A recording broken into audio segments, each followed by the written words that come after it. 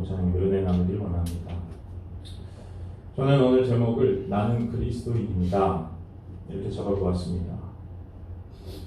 당연한 말을 제목으로 잡았다 이렇게 생각하실 수 있겠네요. 나는 그리스도인입니다. 다른 말로도 할 수 있겠죠. 나는 기독교인입니다. 나는 예수 믿는 사람입니다. 예수님 믿는 사람입니다. 나는 그리스도인, 이 말을 한 것이 그런데 나는 그리스도인입니다. 나는 기독교인입니다. 나는 예수 믿는 사람입니다. 이 말을 하는 것이 쉽지 않을 때가 혹시 있습니까? 한번 이 질문에 우리가 스스로 한번 대답해 보았으면 합니다. 나는 그리스도인입니다. 이 말을 입을 열어서 우리의 음성으로 내뱉는 것이 쉽지 않을 때가 있습니까? 지금 우리 교회는 이제 수요일 때 담임 목사님께서 사도행전 말씀을 진행 중이시죠. 그런데 얼마 전에 이제 스데반 집사님 장면이 지나갔습니다. 스데반 집사님처럼 많은 사람들이, 나를 적대하는 사람들이 둘러싸고 나를 돌로 치려 하는 순간에도 담대하게 예수님을 증거하는 그 믿음의 고백, 이런 게 그렇게 고백했으면 좋겠는데, 현실의 나는 사실은 연약하고 쉽지 않은 것이, 제가 그렇게 느끼는 것이 사실입니다.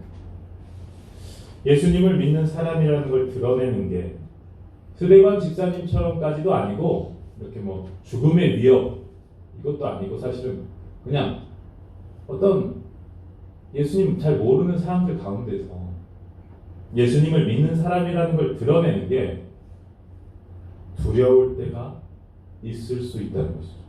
그리고 예수님 믿는 사람이라는 걸 드러내면 많은 오해를 받을 것 같고, 피해를 입을 것 같고, 여러 가지 걱정, 그런 것 때문에 꼭 드러내야 하나?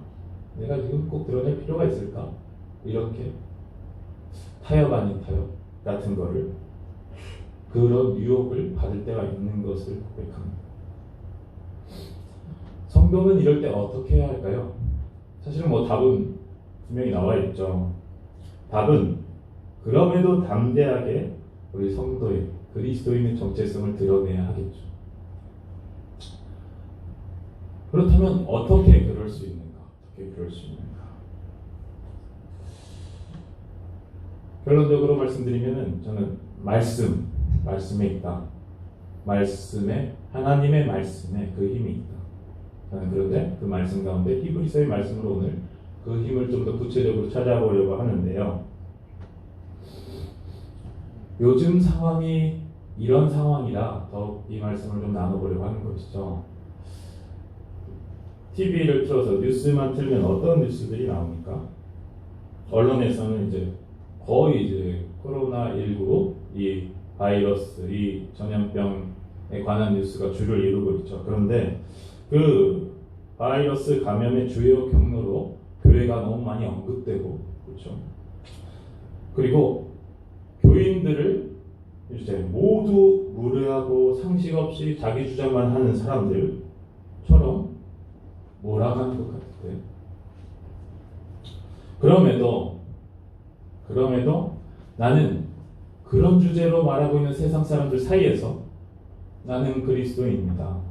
나 예수 믿는 사람입니다. 나 기독교인입니다. 이렇게 담대하게 말할 수 있느냐.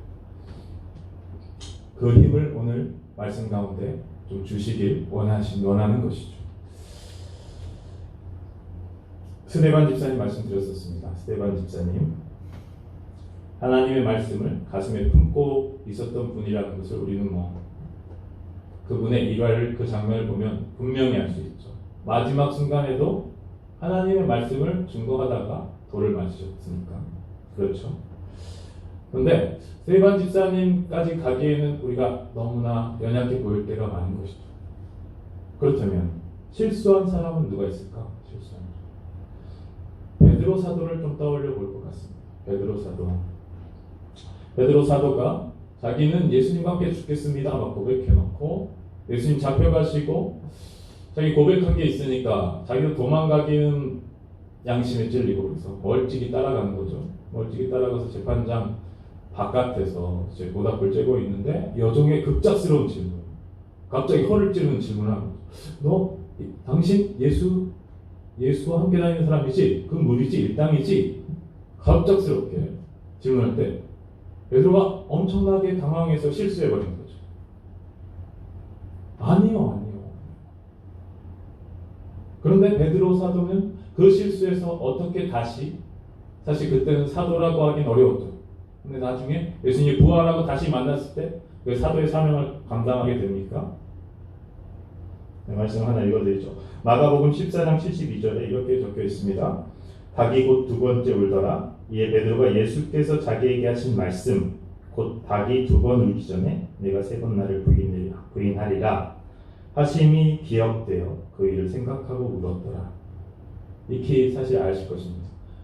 예수님께서 이미 그 일에 대해서 말씀을 하셨었고, 말씀을 주셨었고, 베드로 사도는 그것을 기억하고 있었습니다. 마음에 담고 있었습니다. 그리고 그 위기의 순간에 어떻게 보면 가룟 유다보다 더 나빠 보이는 그런 순간에 회개의 길로 갈 수 있었던 힘, 바로 주님이 주신 말씀이 그 안에 있었기 때문인 것이죠.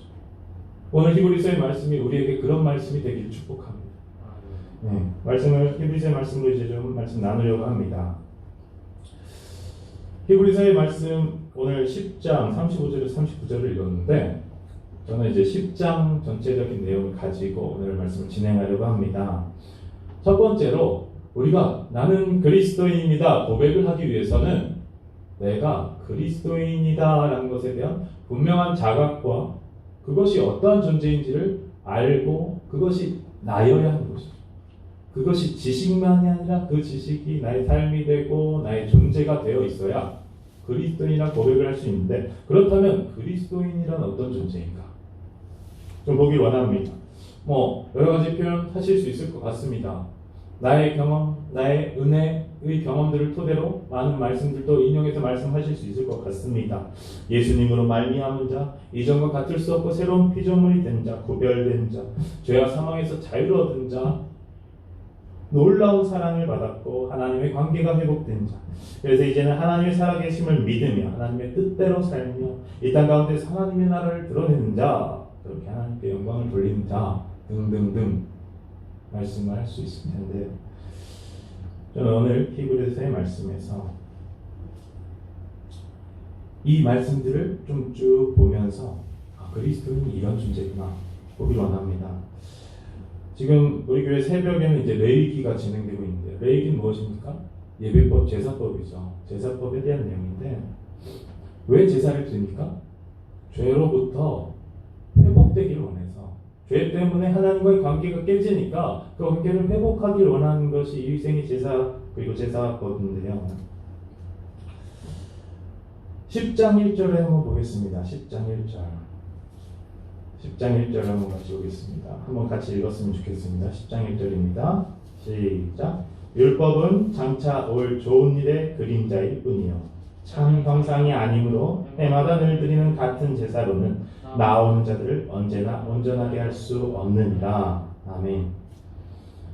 히브리서는 율법의 관점에서 하나님께서 율법을 택한 백성들에게 주셨는데 그 율법은 우리를 구원할 수 있는 것이 아니었다. 그것은 그림자와도 같은 것이고 실체가 와야만 했다라는 것을 말씀해 주십니다. 율법은 장차 올 좋은 일의 그림자입니다. 좋은 일이 무엇입니까? 복음 대신 예수 그리스도시죠. 그림자가 있다면 실체가 있습니다. 그 그림자는 실체 그림자이기 때문에 실체 대신 예수 그리스도, 장차 올 좋은 일의 그림자 율법으로는 우리는 구원함을 받을 수 없었는데 언제나 온전하게 할 수 없느니라.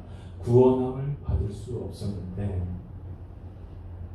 그것을 계속 얘기하는 것입니다. 쭉 반복해서 히브리서의 말씀이 그것을 얘기하는데 10장 4절에 한 번 더 얘기합니다. 황소와 염소의 피가 능히 죄를 없이 하지 못합니다. 그 제물들을 피 흘려서 제사를 지냈는데 그 황소, 그 염소 귀하게 구별하여서 음한 것으로 가지고 온 제물들이 그 피가 죄를 없이 하지 못하였다. 구원에 이르지 못하였더라. 그런데 10장 7절입니다. 제가 읽어드리겠습니다. 이에 내가 말하기를 하나님이여 보시옵소서 두루마리 책에 나를 가리켜 기록된 것과 같이 하나님의 뜻을 행하러 왔나이다 하셨는자.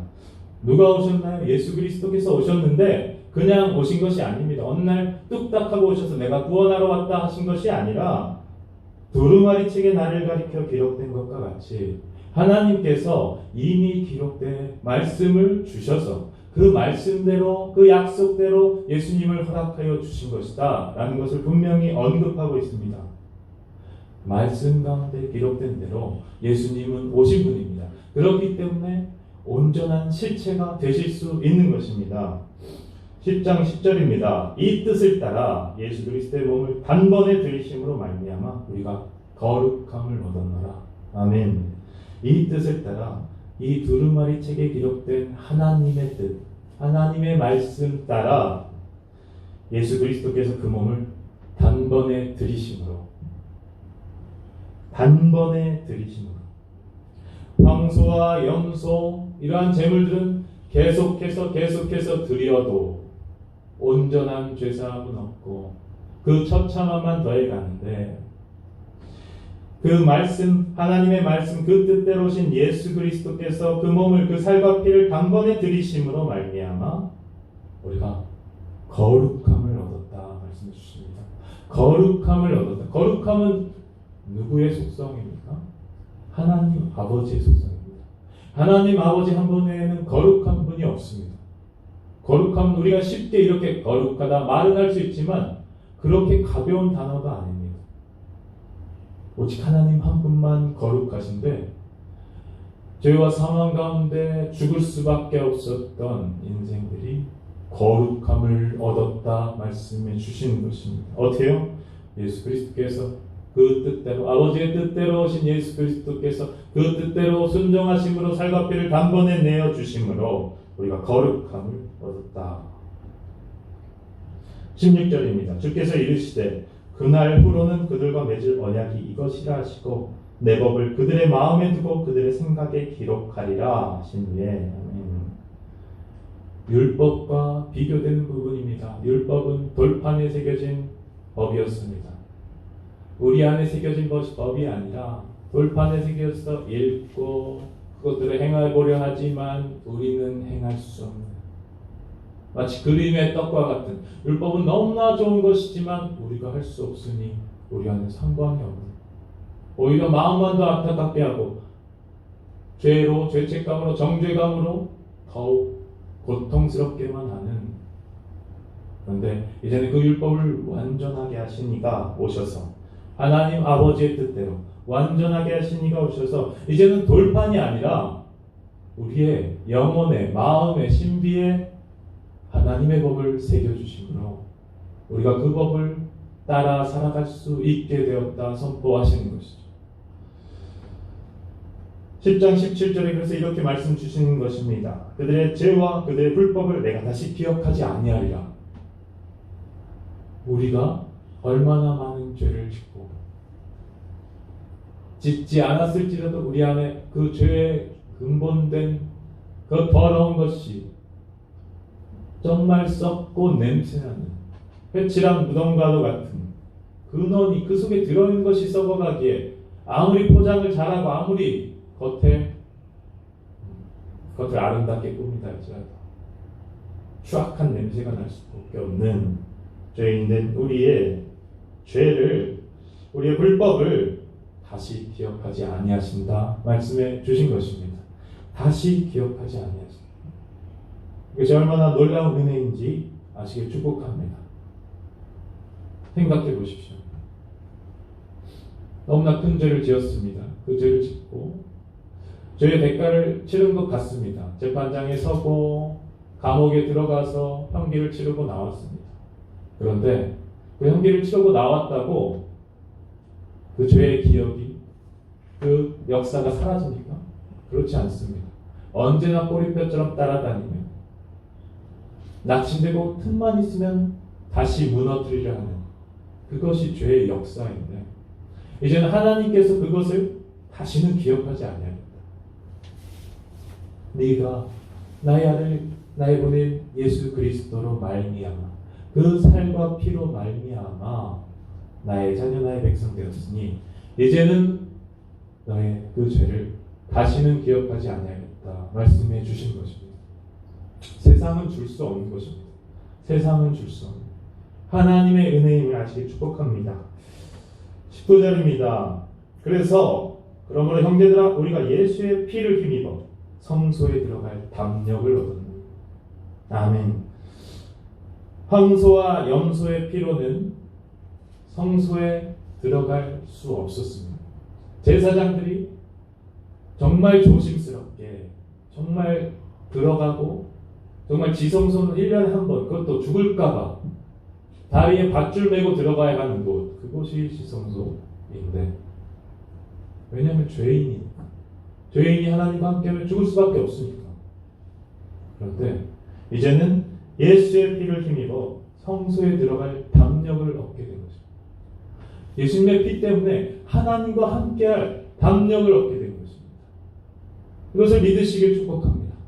우리를 자꾸 죄로 몰아넣고 죄책감 가운데 넘어지게 하는 악한 영적 세력, 사탄 마귀의 세력은 우리가 하나님께 할 수 없다 자꾸 옆에서 우리의 귀에, 우리의 마음에 정죄감을 심어주려고 하지만 예수 피를 힘입어 성소에 들어갈 담력을 얻었다. 담대히 선포하시길 축복합니다. 하나님이 나와 함께 하신다. 그 길은 우리를 위하여 휘장 가운데를 열어놓으신 새로운 살 길이요 휘장은 곧 그의 육체니라. 예수님께서 십자가에서 숨을 다하셨을 때 성소에 지성소와 성소를 가르던 어떻게 보면은 하나님께 나아갈 그 길을 막고 있던 휘장이 둘로 쪼개진 것이죠. 둘로 쪼개지고 그 길이 열린 것. 이것은 놀라운 비유이자 표징인 것이죠. 표적인 것이죠.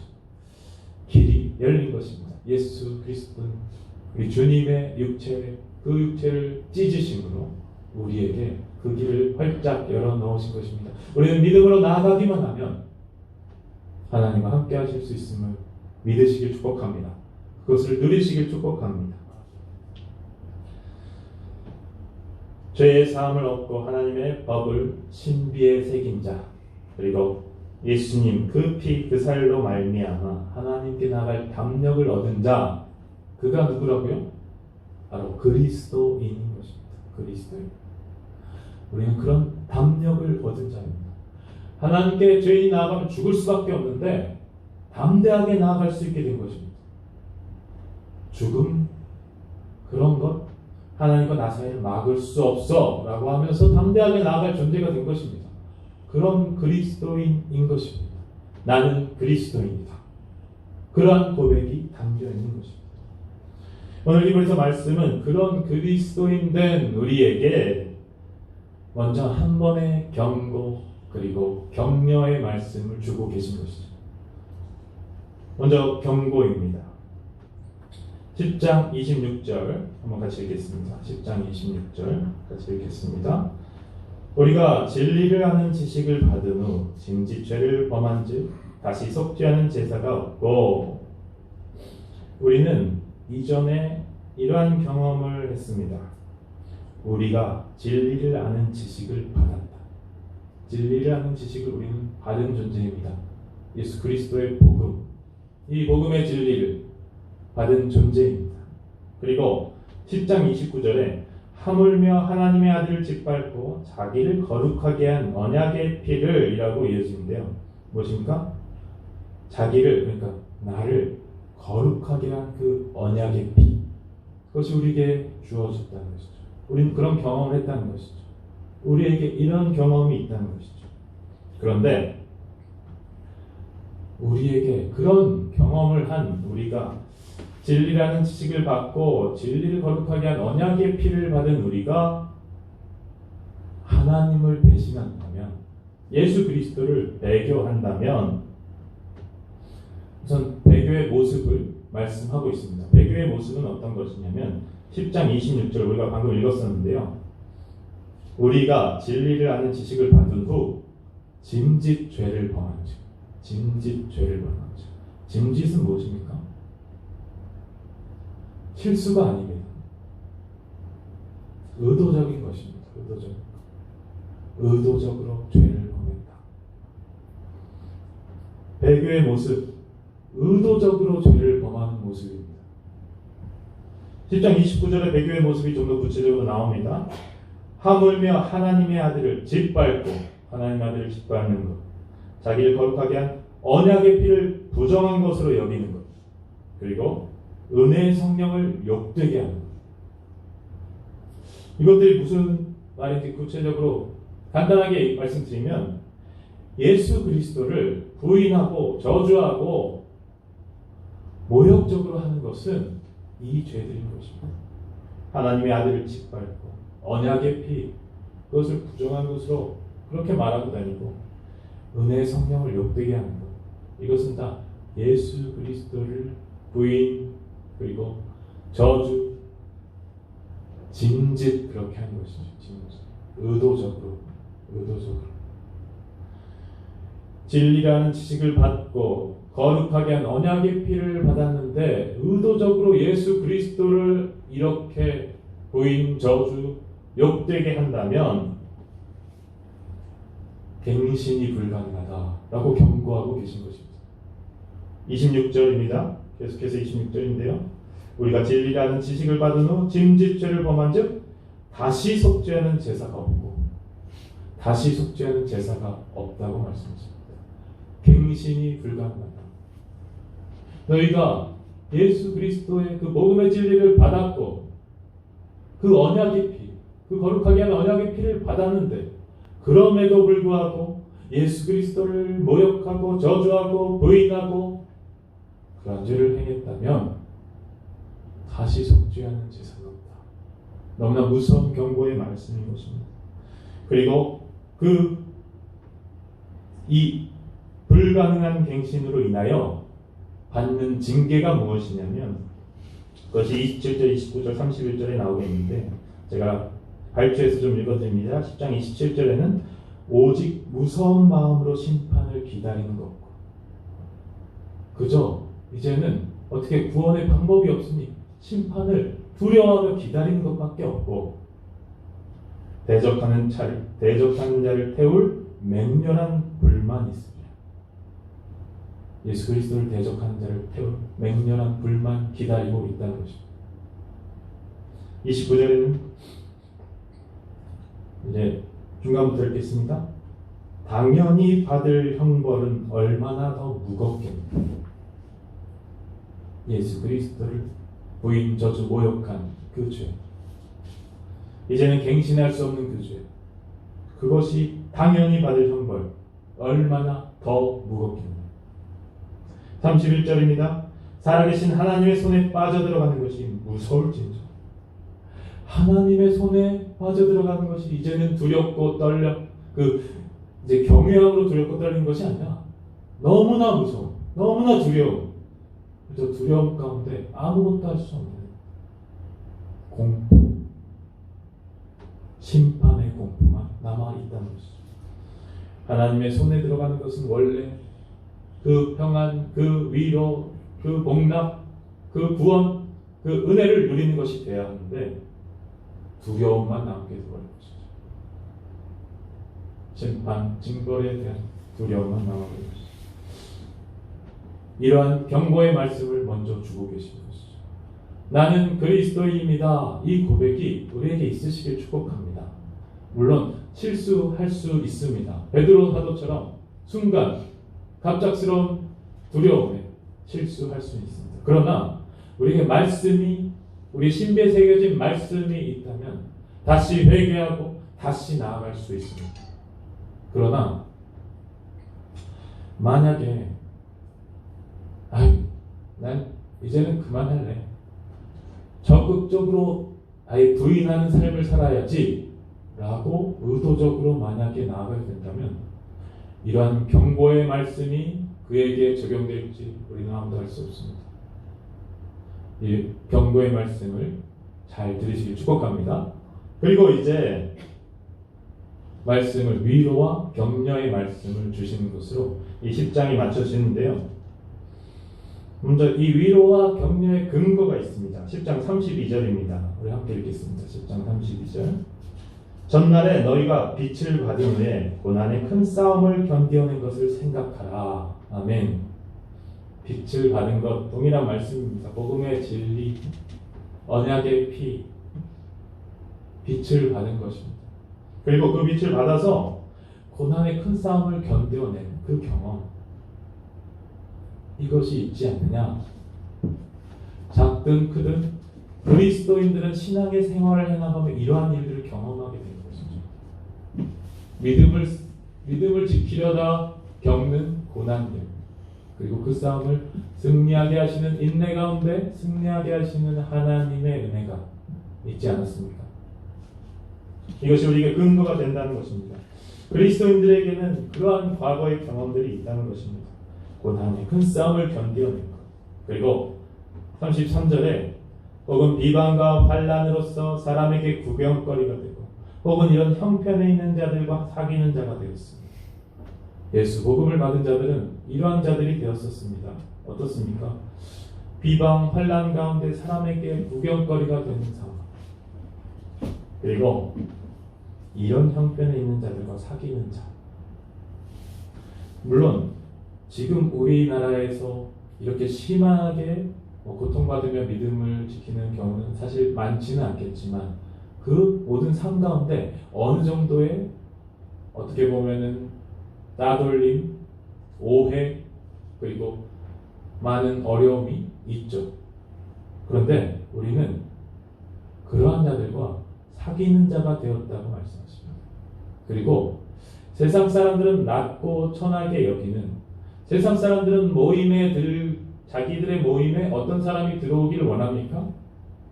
높고 영향력 있고 도움이 되고 이익이 될 만한 자가 들어오기를 원하는 것이 사실은 당연한데, 하나님의 나라, 교회는 어떻습니까?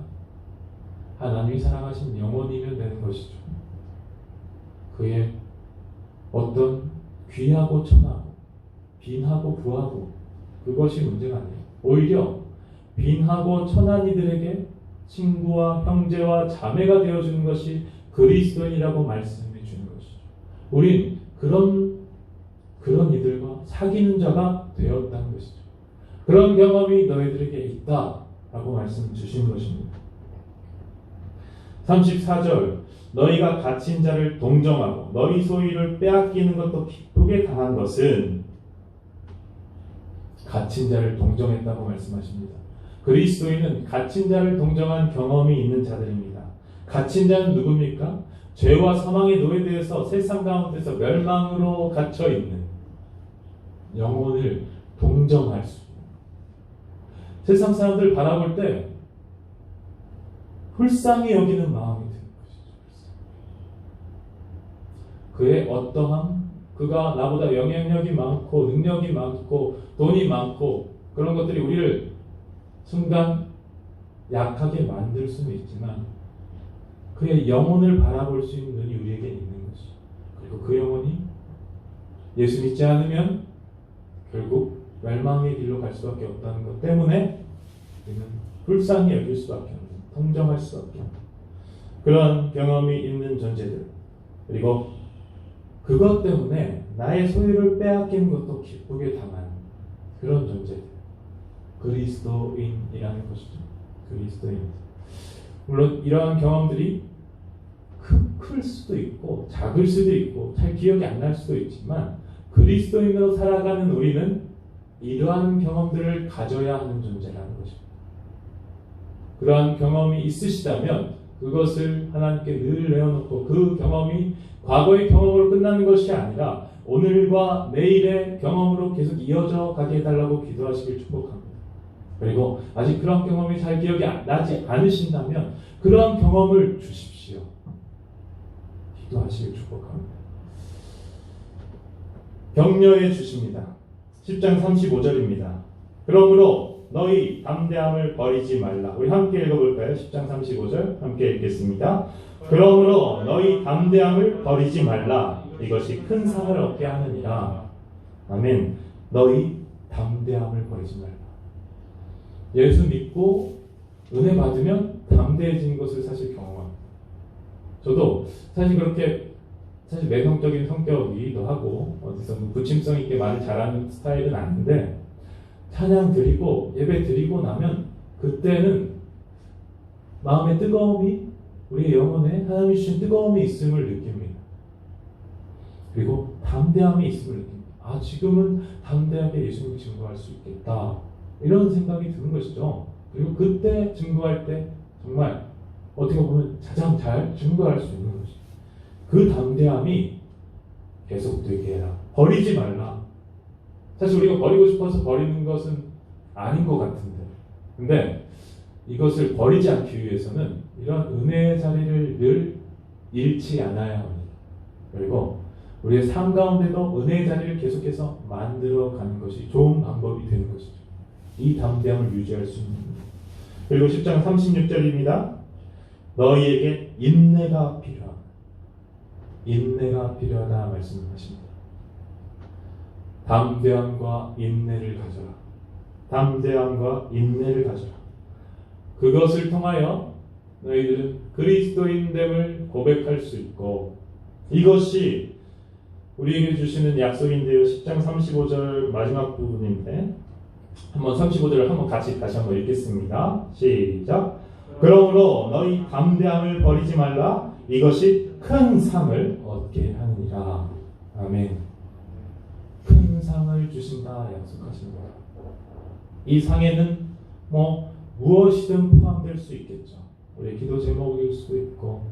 그런데 우리가 상을 받는다는 것 자체로, 상이 이것일 땐 좋고 저것일 땐 나쁘고 그렇지 않을 수 있는 이유는 상을 주시는 이가 누구이냐에 따라 다른 것이죠.